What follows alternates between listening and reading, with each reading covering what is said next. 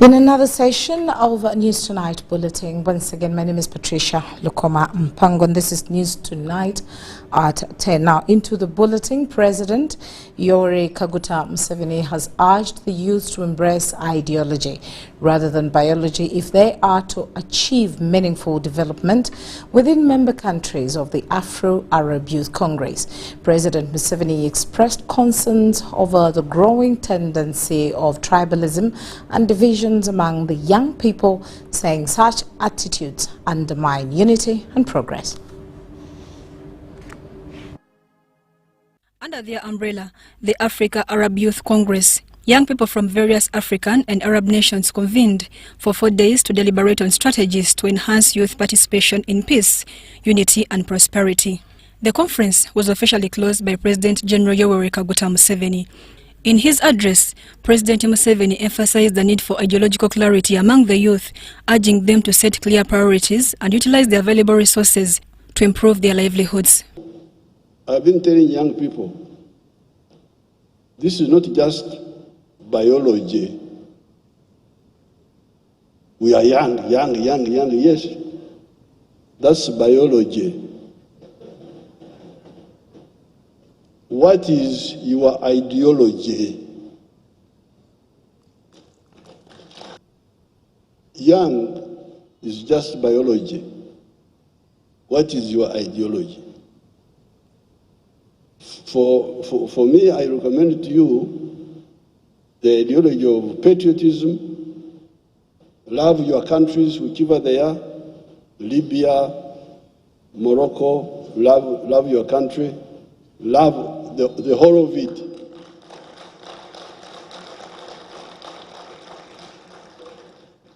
Don't say, I am young, but also Sunni, and I don't want to work with Shia. He also called on member countries to support one another by expanding markets for locally produced goods and promoting prosperity through cooperation. Oh yes, we have heard of Africa. Yes, if you have heard of Africa, why don't we work more with the Africans so that they buy what we produce and we buy what they produce? So I thought that when I was looking through, I thought I should not go away without challenging you about these additional points. So for Arab youth, biology, yes, but with ideology. The president further questioned the youth against promoting tribal divisions, urging them to focus on unity and the broader goal of national and continental development. Me, I am a wealth creator. I'm not a parasite. I don't live by on anybody. I live on my sweat. I am a cattle keeper. What I want from any of you, if you can, buy my milk, buy my beef, buy my bananas. Don't come to me to tell me that we are the same Hawiya. I'm not interested in Hawiya, just Hawiya. Hawiya is like tribe, identity. What I want to know from you, are you going to buy my milk? Yes, we can share other things. We can share language, we can share other things, but not make me forget prosperity. Prosperity. Where does prosperity come from? It comes from producing a good or a service and selling it. If I do that today and tomorrow, I become prosperous. How will you get prosperity if you don't work on the issue of the market? So, there are so many points here, 10 of them. You will go through them, they are here. This booklet I will give, I don't know whether they will get enough copies, but they will give a copy to the Secretariat so that you can print more. Also present was Dr. Kithure Kindiki, the Vice President of the Republic of Kenya, who described the Africa-Arab Youth Congress as a bridge for collaboration between member countries. He noted that innovation and unity among the youth can transform the world. Let it be that in Kampala in 2025, the Afro-Arab youth stood together, chose courage over fear, unity over division, and built a destiny greater than anything that previous generations had expected. The representative of the chairperson of the African Union Commission encouraged the youth to shun conflicts that tarnish the image of their countries and instead focus on building peace and cooperation. Young people are not waiting for peace to be delivered. We are defining what peace looks like, not through declarations, but through daily acts of courage, rebuilding communities, mediating local disputes, and transforming trauma into collective healing. Some young participants expressed gratitude for the lessons learned, noting that the Congress provided an opportunity to share ideas and establish lasting partnerships. According to what has been taking place for the whole of this week, we have learned that we are not leaders of tomorrow, but we are leaders of change today. Therefore, we are supposed to be creative and innovative so that we can develop ourselves. I have loved the speech of the President of Uganda today. He said that we should not always focus on biology. We should start focusing on the ideology.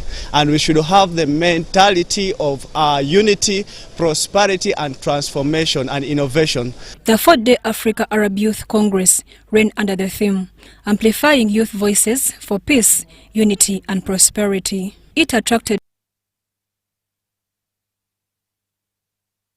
Vice President Major Jessica Alupo has urged COMESA member states to embrace regional integration as a strategy for economic survival and shared prosperity. Representing President Yoweri Kaguta Museveni at the 24th COMESA Summit in Nairobi, Alupo said fragmented markets keep Africa trapped in poverty. She called for value addition, warning that exporting raw materials weakens the growth of the economy. Asante sana kunikaribisha sisi hapa mjini Nairobi, Kenya. I bring you warm greetings from your brother, His Excellency Yoweri Kaguta Museveni, President of the Republic of Uganda, who due to other equally demanding state duties couldn't join us here physically, but he sends you his warm regards.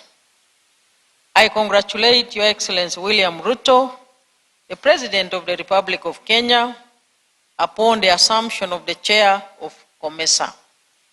And I thank Your Excellency Evariste Ndayishimiye, President of the Republic of Burundi, upon the milestones achieved during your tenure as chair of COMESA. I congratulate the COMESA Secretariat and the COMESA Business Council for the successful business forum which has set the tone for our deliberations. Regional integration is a survival strategy. Fragmented markets confine our people to a vicious cycle of poverty. Africa's wealth lies in value addition. Exporting raw materials is self-defeating.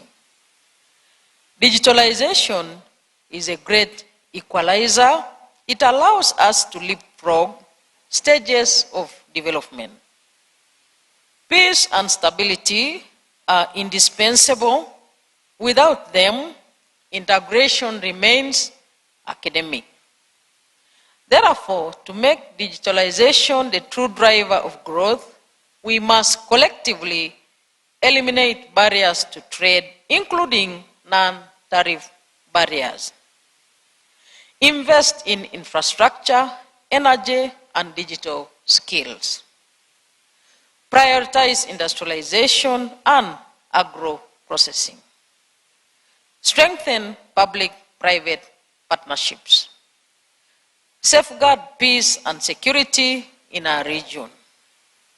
Harness the potential of women and youth. Excellencies, in conclusion, guided by this summit theme, let us seize the opportunities and face the challenges with unity and resolve. Together, we can build a COMESA that is prosperous, inclusive, and resilient.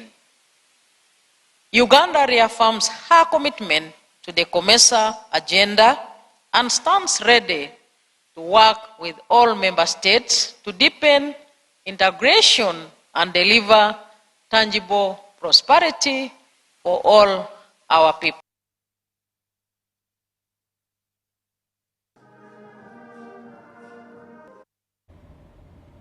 Construction works at Nakonyan Dam in Tapach, Sub-County, Moroto District are nearing completion with 80% of the project already done. Minister for Agriculture, Animal Industry and Fisheries Frank Tumwebaze has inspected the site and assured residents that the dam will be completed before the year ends. The construction works at Nakonyen Dam in Tapach Sub-County Moroto District is nearing completion. At least 80% of the project that started in 2022 is partly completed after it faced delays due to heavy rains, insecurity and land disputes between Moroto and Amdat District. I'm happy. This community of mine didn't like being a port because there was no water here. There was destruction to their gardens. But today there is a very big impression. Water is there, has improved from what it used to be. Now I can see water, and if they can clear here, this will be a semi-lake. So I'm happy today, at least some work has been done.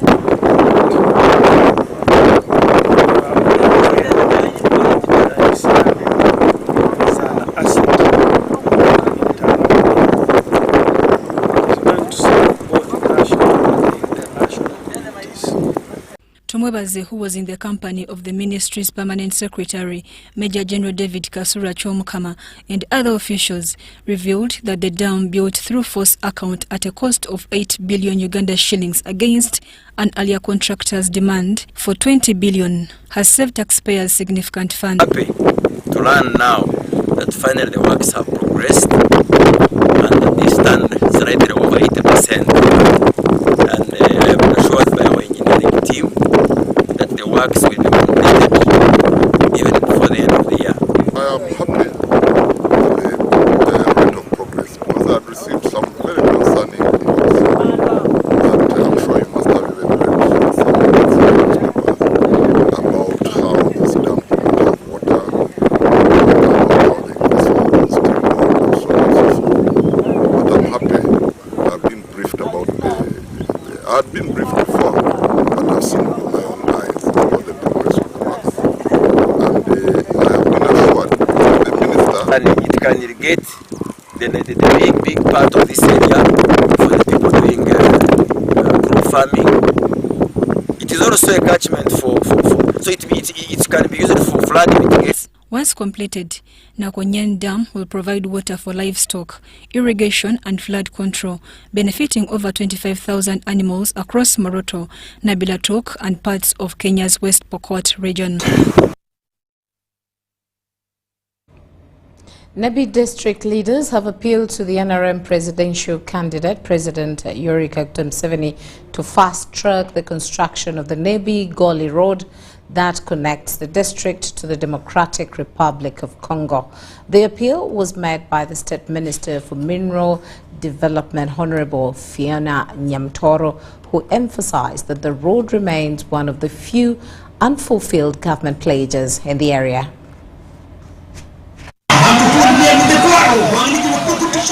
Nebi district is in high spirits as preparations intensify for the president's campaign visit on Saturday. Road drive in and around town to mobilize the NRM supporters is what occupied the mobilizers the whole day on Friday.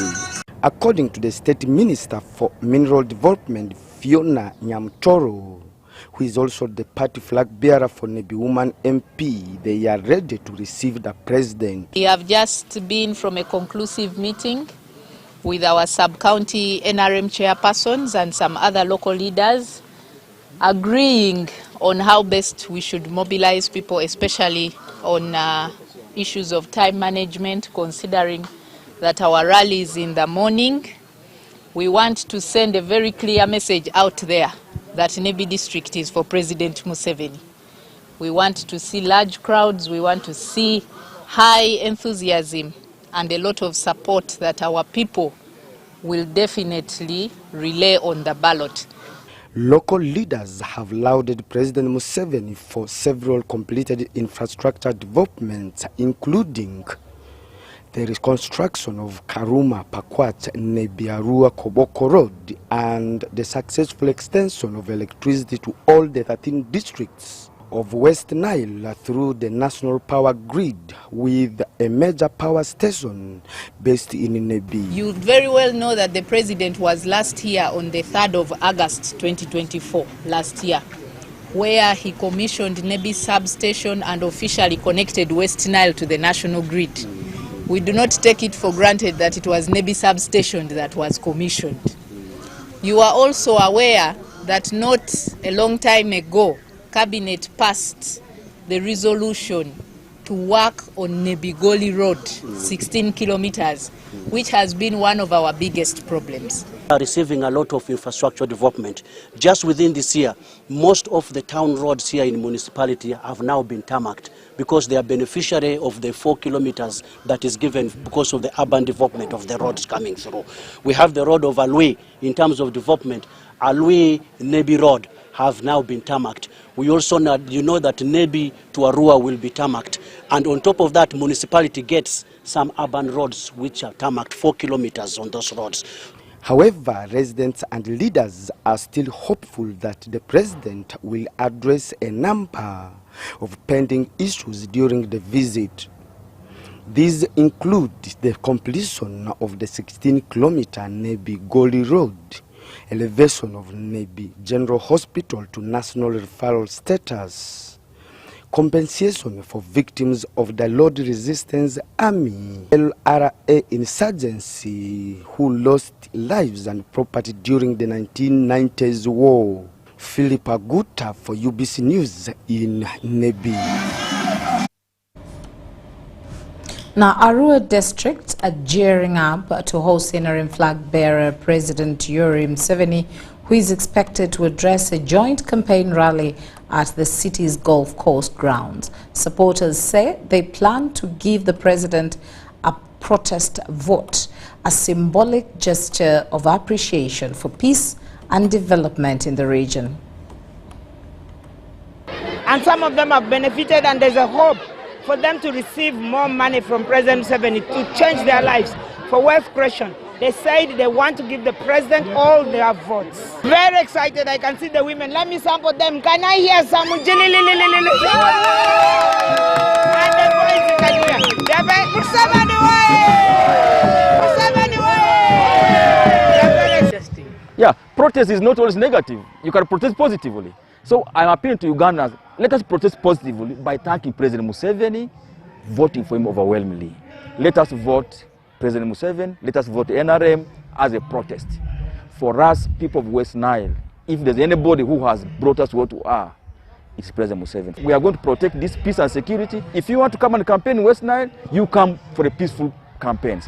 This protecting the gain slogan for me is timely, but the only way for us to protect it again is to vote President Museveni. One key thing that I, Atima Jackson, on behalf of the people of Arua Central, on behalf of the people of Arua City, on behalf of people of West Nile, can now advocate for and request His Excellency to keenly take interest in is now industrialization of the region. Yote mani le Museveni me de mani Arua district yade alodi ama kalafesi di ama triamamba tele te bondi amavle district di bondi aleni sub-county alele tene bondi polisi pere baji village adisko ama wala rwambamba giriko bane tsozo afesuzo amane afesuzo de sarese mba manera. Our rally is combined with the Arua City because we are the mother district where Arua City came from. The president, in his wisdom, because of time factor, he is the president, at the same time he is a candidate. he has, in his wisdom, decided that all the cities be combined with the mother districts where they are coming from. So I want to ask my people of Arua district to mobilize themselves.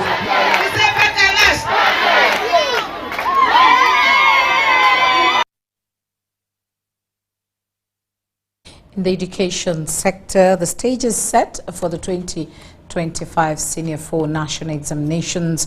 Now, today, the Uganda National Examinations Board, in collaboration with secondary schools across the country, conducted the final candidate briefing ahead of the Uganda Certificate of Education exams, which officially begins on Monday next week.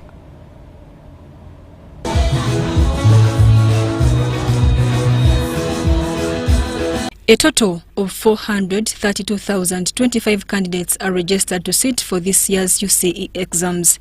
The briefing exercise, conducted nationwide, is a critical part of UNEB's examination process. It aims to guide candidates on examination rules, ethical conduct, and expectations throughout the examination period. Fraudulent, and any school that will not have taken this heed of this warning, when eventually our teams that will be going around find out this kind of fraud, sanctions will be applied against such schools. At Crested Secondary School in Makindye, students participated in dedication prayers, seeking divine guidance and committing to abide by UNEB guidelines and regulations. Everything is God-centered, and we need to rely on God for everything that we need to pass these exams. So we based ourselves on Psalm 127 and 128 and Psalm 90 and also Proverbs chapter 16 verse 13. The school principal, Canon Lydia Ibinjira, expressed confidence in the candidates' preparedness, noting that the school had thoroughly prepared them for the final hurdle of their O-level journey. Today at Crested Secondary School, we have been dedicating our candidates to God. It's today that we are supposed to give them briefing for the examinations that is beginning on Monday.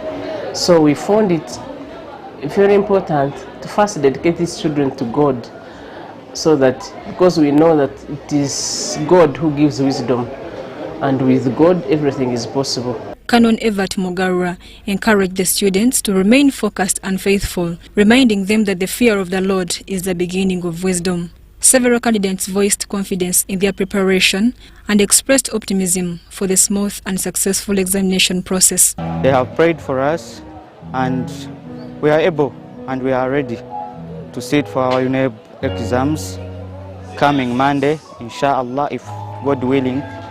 I'm prepared according to what they have told me. My name is Precious. I'm from Crested Makindye Ruafu, and I'm a senior 4 candidate of this year, 2025, and I'm ready for the exams because I prayed and I now will do it. I am well prepared, have revised well my books. My teachers have given me what's enough, and with my friends we have done what's enough for us to pass with flying colors. With final touches now complete, all eyes turn to Monday, when the country's future professionals take the next big step in their academic journey. Now, in a step towards strengthening Uganda's health workforce, more than 350 medical students have graduated from Laura School of Nursing and Midwifery in Bugweri district. The ceremony was graced by the 3rd Deputy Prime Minister Rukia Nakadama, who represented the Speaker of Parliament, Right Honourable Annette Nitamong. Go out with pride, confidence and compassion. Be ambassadors of excellence and uphold the good name of Laura School of Nursing and Midwifery. We are improving our hospitals like Rusesa, we have Vujiri, we have Mayuge and others. We want these hospitals, those health centers, to become hospitals so that they can help students like these ones who are here to go and train from there. Today we've held the 3rd graduation ceremony where we graduated 361 students in various programs to do with nursing and midwifery. That was diplomas and certificates. We are very grateful for the Honorable Minister who represented the Right Honorable Speaker of Parliament. Today, as I mentioned in my speech, as a school, rural school of nursing, we are growing. But this growing, and we would like to introduce new programs, as I mentioned in my speech, to do with mental health, critical care nursing. Some of these need really some support. So I was telling the Right Honorable Speaker to see how she can help us to buy things like the models, which can help us in the simulations. You know, hands-on, before you go for hands-on, you've got to. Now, next story, State Minister for Animal Husbandry, Lieutenant Colonel retired Bright Ramirama has reiterated government's commitment to supporting farmers and the poultry sector as a key driver for both social and economic development. Ramirama says this commitment is reflected in the recently enacted Animal Feeds Act 2023 that passed in 2024.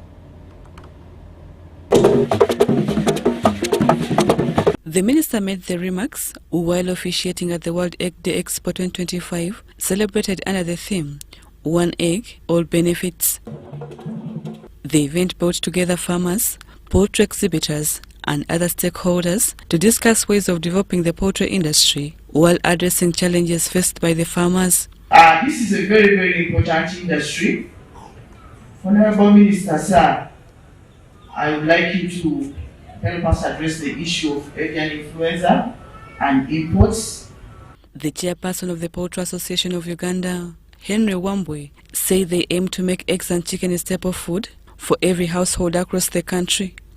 We want to drive public awareness of the health benefits of poultry products, especially for our children and expectant mothers.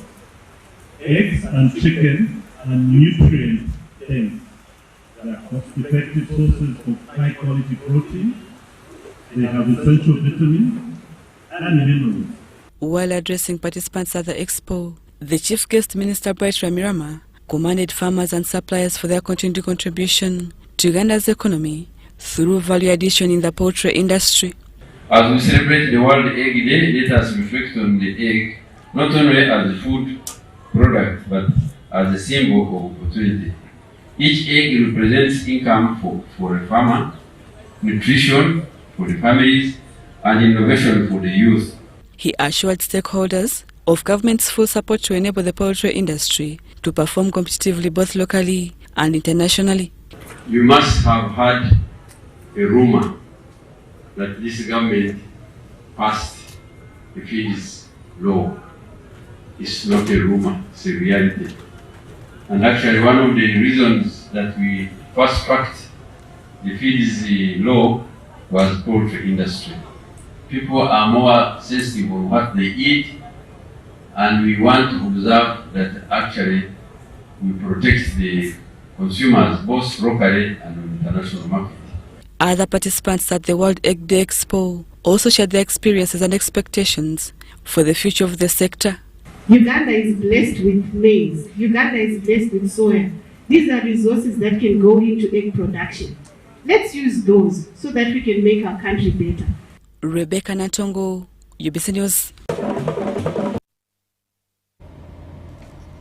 And in the area of environmental protection, in a bid to mitigate climate change and promote environmental sustainability, financial institutions in Uganda are taking bold steps towards a greener future. This was demonstrated through a new initiative by Exim Bank in partnership with Roofings Group Limited. Over 700 fruit tree seedlings, including mango, avocado, and jackfruits, will be distributed to customers across various regions, courtesy of Exim Bank Uganda, in partnership with Roofings Group Limited. We shall be distributing 700 tree seedlings to promote climate change, positive climate change in Uganda. Each tree given is not only to change or support climate, but also gives fruits to promote nutrition in the community. These trees are intended not only to combat climate change, but also to promote household food security. Roofings and Exim Bank have a common goal, a common responsibility to promote ESG principles in Uganda and East Africa in general. The initiative also serves as a community sensitization drive, encouraging households to embrace tree planting as a means of mitigating climate change and improving livelihoods. Tumbula obutonde bw'ensi si mulimo gwa kampuni zokka, wabula mulimo gwa buli omu, era ffenna tubakubiriza mugwenyigiremu n'amaanyi. They also emphasize the vital role of the private sector in addressing global environmental challenges. We look forward to a sustainable climate in Uganda and East Africa. This collaboration between Exim Bank and Roofings Group Limited stands as a shining example of corporate responsibility, aligning with global climate goals to build a sustainable and resilient Uganda. Rebecca Natongo, UBC News.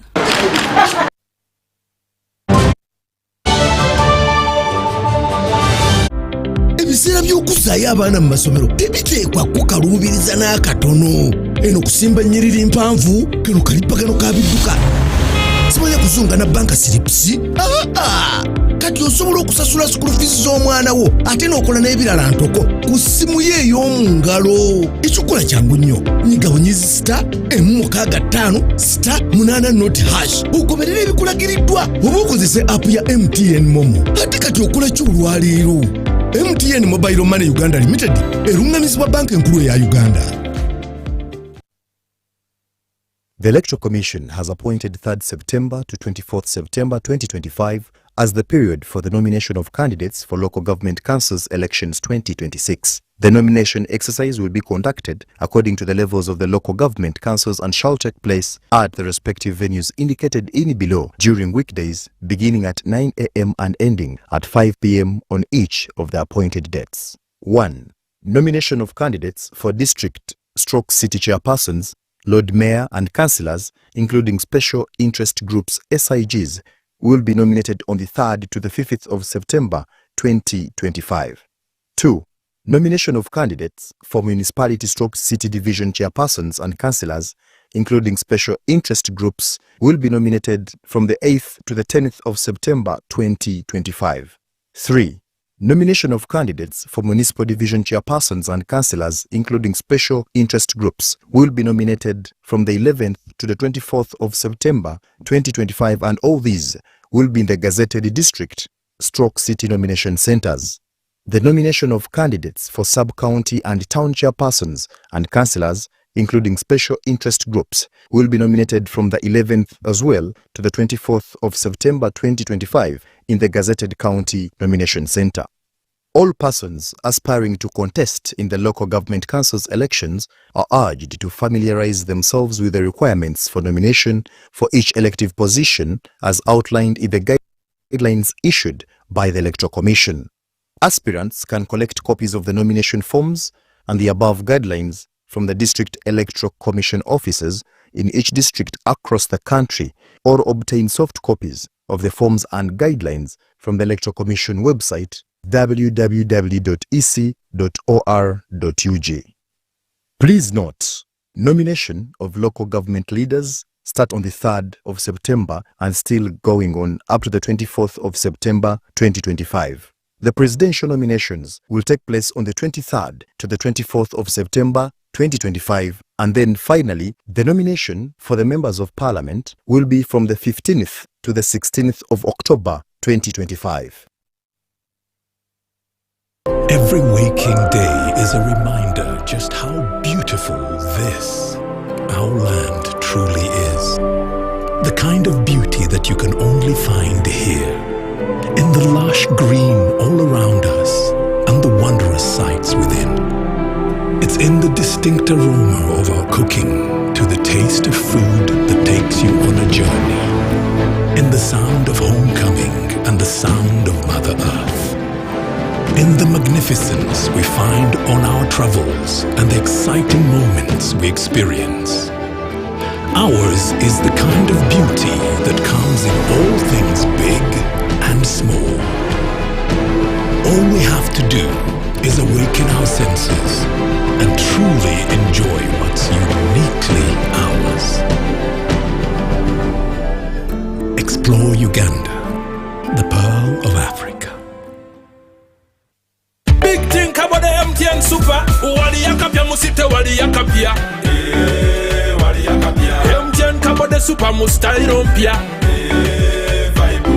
Then you kabo de smartphone nebi yakabiryona. Wali yakapia. MTN kabo de super mustairo mpia. Then you kabo de smartphone nebi yakabiryona. Get the new Kabode Super smartphone and enjoy 16 GB free. Start with a deposit of only 45,000 Uganda shillings and pay the rest mpora in daily installments of less than 1K. You can also make weekly and monthly installments. Together, our vibes are unstoppable. Terms and conditions apply. MTN. MTN is regulated by Uganda Communications Commission.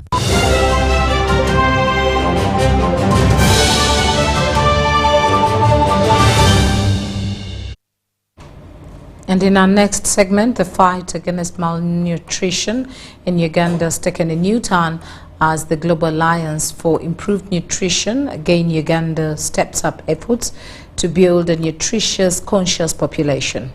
With 1 in every 3 Ugandans malnourished, the government and the organization is working with government, private sector and communities to make nutrition a national priority. The latest statistics on malnutrition in Uganda paint a worrying picture. 1 in every 3 Ugandans is malnourished. But before we look at that picture, experts take us a little deeper into this whole thing of nutrition. Nutrition is so important because it allows you your intelligence, your cognition, and your health. So if you think about it, if I may start from conception, so the quality of the eggs in the woman actually determine the health of the baby. So when we talk about nutrition, for example, in women who are of productive age, who are conceiving, it starts with their egg. It has to, and the egg starts with what the woman is actually consuming. So a child who didn't have that right nutrition because their mother did have the right nutrients will come out into the world immediately deficient or immediately lacking in cognitive intelligence. Thus, immediately you're on the back foot as a child just because of what your mother ate. Today, Gain Uganda is focusing on improving nutrition through stronger policies and partnerships with the private sector, civil society, and communities. We do have a campaign, it's not still countrywide, we've just started it, where we're trying to encourage Ugandans to eat as many vegetables as possible. You can, even in the schools, we're encouraging the schools, have a small vegetable garden, because it's expensive to buy them as a school, but have a small vegetable garden where you're actually teaching the kids, and then the vegetables come out, and then you put them in the bins. Gain Uganda is also supporting startups in the nutrition sector, helping them improve business skills, marketing, branding, and certification while maintaining nutritional value during processing and packaging. However, challenges persist, especially with the complexity of Uganda's food fortification law. The big gap is that these Ugandans who are in school are actually buying from the micro millers. The guy is just over there milling with their small machine. And the law doesn't require those small scale millers to actually fortify.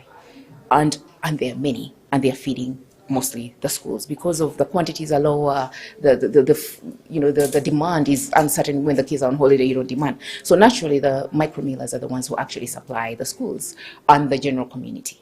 So it means Ugandans are actually eating maize flour that's not fortified, just by the design. So in a way we need to work on the policy, but also on the technical assistance of these micro millers because it's actually expensive to fortify. Gain's 5-year nutrition agenda for Uganda is to create a nutrition conscious population, healthy and intellectually active, one that drives Uganda's agricultural diversity and development. As Gain, over the next 4 to 5 years, we would like to have a nutrition conscious Uganda, where all Ugandans are able to eat nutritious food. Guinea's renewed drive for better nutrition highlights a national call to action for healthier citizens, stronger communities, and a more productive Uganda. But for Damali, her advice comes in 3 very simple but powerful words. Eat right, eat well, eat nutritious. Chris Buyondo, UBC. Now, over 4,000 children in refugee settlements of Bidi, Palorinya and Palabek are now saying goodbye to hunger. This follows the Strom Foundation's rollout of the school feeding program across 10 early childhood development centers, providing daily meals to children and boosting early learning.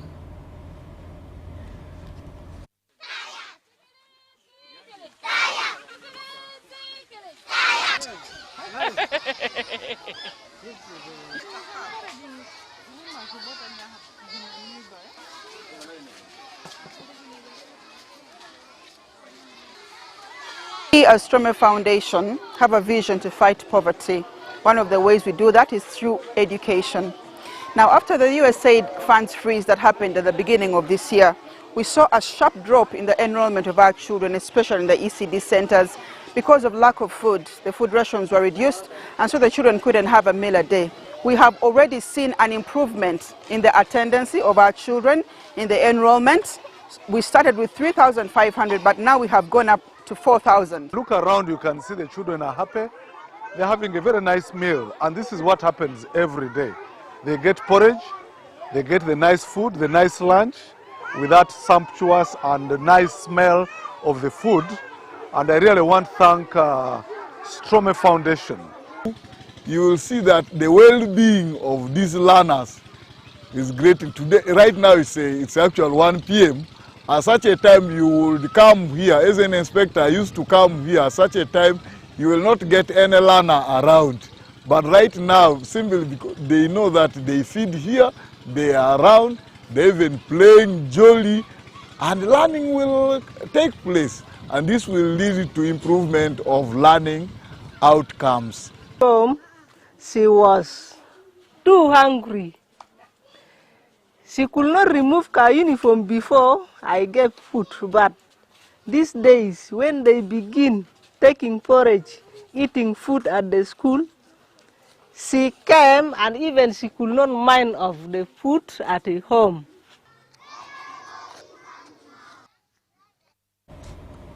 The Ministry of Education and Sports, with support from Enable and the European Union, has launched a 4-year project to empower learners with life skills across 73 secondary schools in Rwenzori, West Nile and Busoga regions.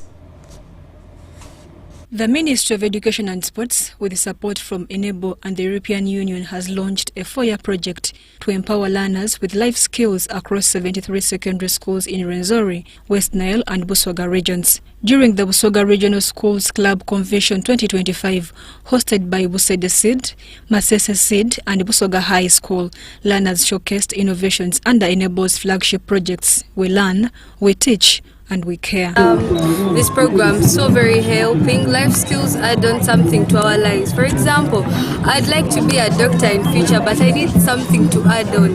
I can make a basket, sell it, and to get money to keep myself a skill. So these life skills help us a lot. I advise my friends to use the skills that they have acquired in schools, apply them in the community, come up with solutions for community problems. Project that is here has enabled me to prosper in many ways. Like making the table mats has helped me. Sometimes I use the money to pay fees. Enable's Flavia Nakalembe said the program promotes entrepreneurship, community engagement and self-reliance through income-generating projects. Manage to showcase their skills and abilities in all whatever they have learned in the extracurricular engagements they have been having after classes, and parents have been very happy about whatever they have seen, because they have managed to see the other side of what their students have managed to do outside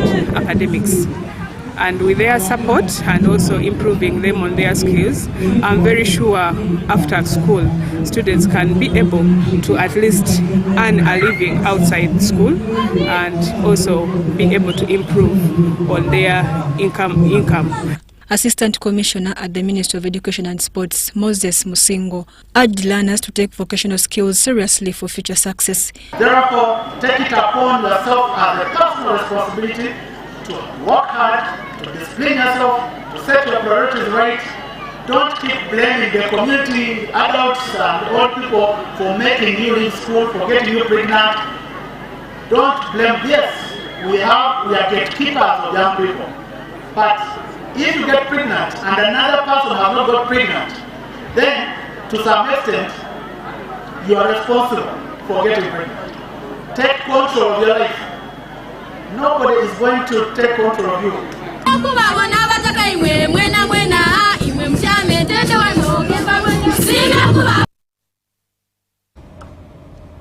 Now, a once vibrant faith-based school in Liras City is on a road recovery after years of struggle caused by the COVID-19 pandemic. Amoka SDA Secondary School which once had 1,000 students in enrollment dropped to 100. The alumni and partners have now stepped in to rebuild the institution for restoration. Once a center of academic excellence and moral nurturing, Amosha SDA Secondary School in Liras City is still nursing the scars left behind by the COVID-19 pandemic. Immediately after it, we lost a greater percentage of our students. And the other thing that hit our population is in the change of the curriculum. A parent believes even if I take my student to a nearby school, a student would benefit at the same time. The school, which had over 1,000 learners before the pandemic, was left with fewer than 100 students, drastically cutting revenue and stalling development. With the limited funds, the school struggled to maintain facilities or build new ones. Yet Amocha's mission to nurture minds, hearts and souls for a better nation has never wavered. So we look into it that when a child passes through Amocha, can go out and survive, not gambling in the streets. Authorities in Liras City recalls Amocha's long history of modeling students of integrity, many now serving as reputable professionals across the country. Where faith is taught, you will know that those who get out of that facility, first of all, will already have discipline. So religion must be taught in schools because it is a very good discipline. One of the school's biggest challenge was sanitation for the boys. They were opting out of the school because they didn't have a place of convenience. And yes, it was manifest because the population of the school had drastically dropped. But the story is now changing. The Old Students Association, with additional support from MTN Uganda under its Changemaker Social Corporate Responsibility, has constructed a modern sanitation facility for the school. Thank you to MTN Uganda. There is a holistic approach that is needed in the school, and we cannot do it as individuals alone. We cannot do it as alumni alone. That's why we are calling on the government. We are calling on partners, private sectors. Why don't we come together and then lift the school up? Because there are so many challenges.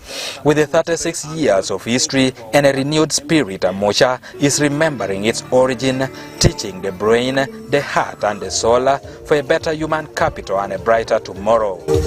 This year, Amosha SDA Secondary School presents 38 candidates for UCE, a sign that the comeback has begun.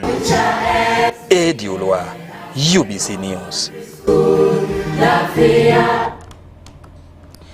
The Allied Health Professionals Council has vowed to continue investigating cases of unethical behavior among medical workers. Now, speaking ahead of the Allied Health Professionals Day on October 14th, Council Chairperson Professor Charles Okiria expressed concerns over reports of doctors mistreating patients and unqualified individuals practicing medicine. The Allied Health Professionals Council has vowed to continue investigating cases of unethical behavior among medical workers. Speaking ahead of the Allied Professionals Day on October 14th, Council Chairperson Professor John Charles O'Clear expressed concern over reports of doctors mistreating patients and unqualified individuals practicing medicine. Council as a regulator is definitely very not happy with such a professional act.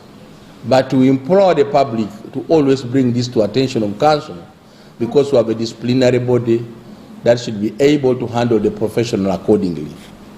But of course, we should be aware that advertisement is not acceptable in the medical field. He urged the public to report harassment and malpractice in health facilities, noting that the Minister of Health has set up complaint offices in every district. The Council reaffirmed its commitment to legislate and supervise health workers to protect patients from unprofessional conduct. Every regional referral hospital, we have a focal person. In every district where there is a DHO, we also have a focal person for allied health professionals. So when a misconduct is committed by any of the professionals, you can report it through the representative of allied health at the district or in the hospital. Then he will forward it to us in the council, and then the person will be handled in the disciplinary committee as what the chairperson has described. The issue of getting the community aware and the misconduct in the community, the biggest challenge in the community is that you, the community, is not helping us to get rid of the people who are not qualified. Council has gone to some villages, communities, to arrest unqualified people, but they are being protected by the relatives. Our doctor. The Council reaffirmed its commitment to legislate and supervise health workers to protect patients from unprofessional conduct. Persons with disabilities and the elderly in Busia and Namaingo districts have applauded government for the special grant program that funds income-generating activities to promote inclusion and self-reliance. Beneficiaries of the special grant program that funds income-generating activities to promote inclusion and self-reliance says the grants have enabled them to invest in livestock and aquaculture, improving their livelihoods. My goat has since produced. The money I get helps me in my daily expenditure.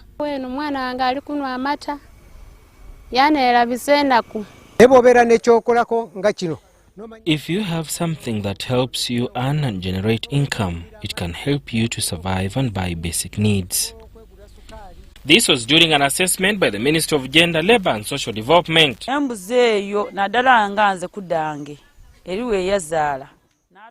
My goat has produced. I managed to sell some of them and sustain myself. They have since accumulated to 6.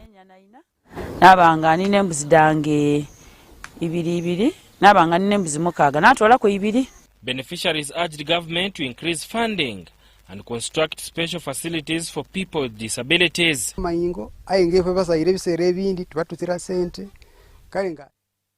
It's difficult for us. We are forced to move for long distances up to Masafu to look for medical care for our children. We are requesting the government to construct a health center near so that we can easily take our children there.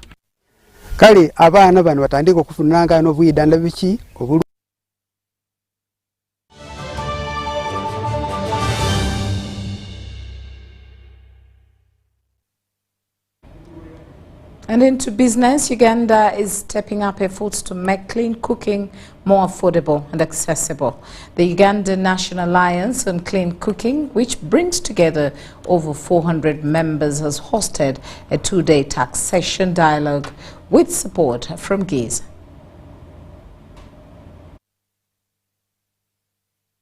The 2-day dialogue drew participation from government agencies, private sector players, development partners and civil society organizations, all discussing how tax policies affect the adoption of technologies such as electric pressure cookers, thermal stoves, briquettes and biogas. How can we harmonize this? How can we bring it together so that the members of UNACA who are dealing in this type of activities that can help or impact the communities cannot be disrupted by the other side of it, who are giving almost a service at free pay, free tax. He presented recommendations for the next steps, urging alignment with the national targets, benchmarking existing frameworks and strengthening public awareness and media engagement. Within this dialogue, we've listened to the different stakeholders that we have, our partners in private sector, but also the government sector players.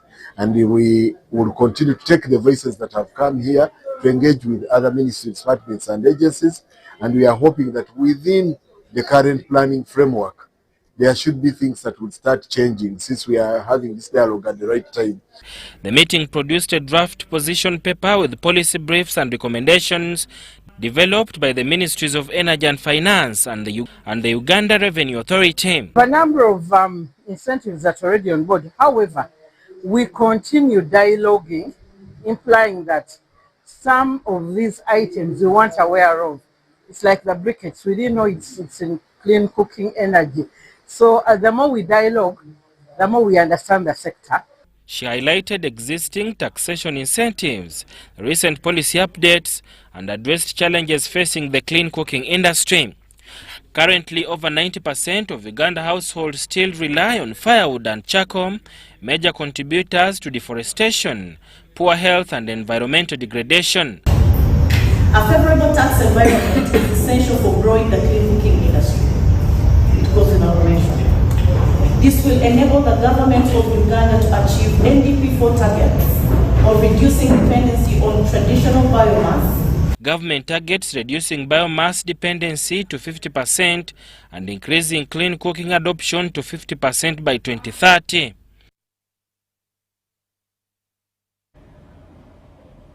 Now, the Secretary General for the Pan-African Women Organization, also Senior Presidential Advisor on Special Duties, Grace Cavallo, has challenged the women on the African continent to take the lead in industrialization of Africa. A delegation from the African Union is in Uganda to engage with different stakeholders, including the Ministry of Trade, Tourism and Antiquities, to discuss how the upcoming African Industrialization Week can be organized successfully in Uganda in November this year. The delegation visited the Pan-African Women Organization and the Secretary General, also Senior Presidential Advisor on Special Duties, Grace Cavallo, challenged the women in Africa to take lead in Africa's industrialization agenda. In terms of speeding up the production rates, if you're going to market in the whole world, you cannot have a minimal production line. And the only way to increase it or multiply it is by industrializing the process. You have heard of our president every time. He's the champion of industrialization. And that is one of the reasons why he made sure that electricity is available, even any other alternative energy. Why? Because he wants production to be increased and people are able to earn a living, generate income through industrialization. Cavallo reflected on the achievements of the Pan-African Women Organization, particularly in the area of providing space for women and giving them a voice. The empowerment, the confidence, the training, the space, availability of support, those are some of the things we do. And power is too historical. If the women were determined enough to join the struggle of decolonizing the continent, they are very determined to run the struggle of fighting the poverty through economic empowerment. The African Union has over the years spearheaded the arrangements for the African Industrialization Week in different countries. And have the different institutions like the Bureau of Standardization, the Office of Intellectual Property Rights, the capacity building institutions, the skill development. So we bring everyone that can have an impact on the industrialization of the continent. The African Industrialization Week provides a platform for fostering collaboration among policymakers, private sector and international development partners to strategize for sustainable development.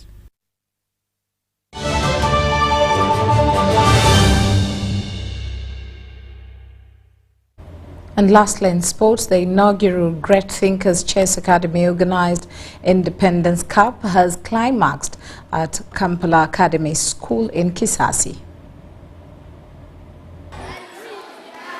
More than 200 players from close to 20 clubs have taken part in the inaugural Great Thinkers Chess Academy organized Independence Cup at Kampala Academy School in Kisasi. We have been hosting this tournament for the last 3 years, and we are glad that this time around we have also hosted this tournament.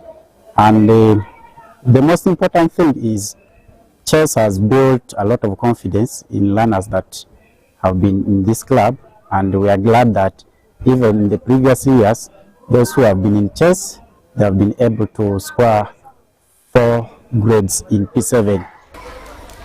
It was contested in age categories with none of the players exceeding 20 years and climaxed with success rewarded with hefty cash prizes and medals. In the girls category, Jacinta Mbabazi won the under-6. Edinansi Melissa bettered all under-8, while Nakawesi Jaire topped the under-10s. Other lady winners were Suhana Anil, Heilenio Michelle, Macklin Nakatude and Olivia Sim, who triumphed the under-14s and was also the overall winner, taking home $100. Among the boys, Agaba was the best under-6. Aaron Kagoda beat all under-8, while Benjamin Akampurida outlasted all under-10. Other winners were Liam Mwesije, Alvin Mohirwa, and under-12 player Ronald Wabwide, who also took home the overall prize of $100. The participants in this championship spoke about their performances and also outlined the role chess plays in their upbringing. What brought me into chess? Chess was the only game that I could attend. Football wasn't fun for me. Chess has been very well to me since I was in P1. And also it helps me into winning and making my parents happy. I joined chess in 2024, second term. Chess has really helped me a lot improve in my mathematics. It's also helped me to analyze even in life. Chess has been fair today. How have you played? I've played well, I've seen my friends and I've played my friends. Chess helps with exams, like develops your education and your brain. One thing of note at this championship and many around Uganda lately is the emergency of Kamwacha Teens Life Chess Academy and Club, whose dominance was evident. I'm so passionate about chess because it's a transformative game. It will transform the lives of these kids in that they end up actually growing up as good citizens of the country. They go to school. About 20 kids of my academy have got bursaries. People are so empathetic because of their game. So it's a game changer as far as the game is concerned. Other clubs at the championship included Kids Pioneer, Peak Primary School, St. Juliana, Green Hill Wuwate, and St. Andrew Kagwagombe High School.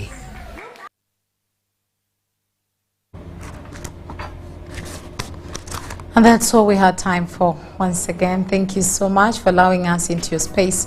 My name is Patricia Lukoma Mpango. A good night from the entire news team. Bye-bye.